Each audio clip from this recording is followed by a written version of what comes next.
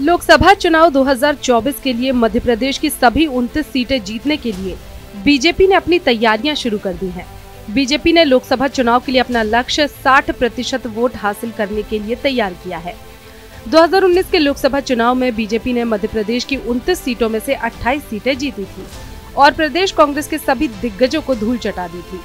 कांग्रेस ने जिस एक सीट पर जीत दर्ज की थी वो पूर्व सीएम कमलनाथ की छिंदवाड़ा सीट है, जहां से उनके बेटे नकुलनाथ ने कांग्रेस के टिकट पर जीत दर्ज की थी। बीजेपी ने 2024 के लोकसभा चुनाव के लिए अपनी रणनीति में बदलाव किया है।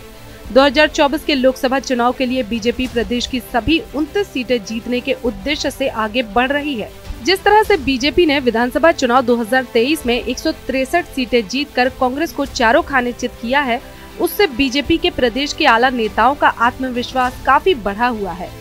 बीजेपी अपने प्लान ऑल आउट एमपी पर काम कर रही है।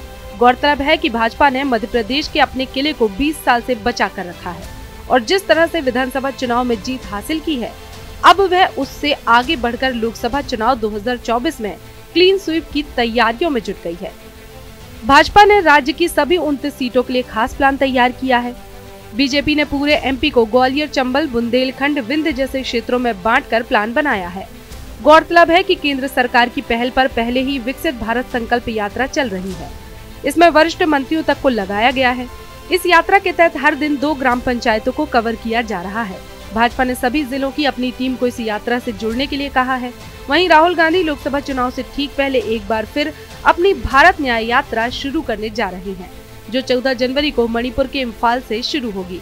राहुल की ये यात्रा 14 राज्यों से होकर गुजरेगी और मध्य प्रदेश में राहुल गांधी एक बार फिर से अपनी यात्रा को लेकर निकलेंगे।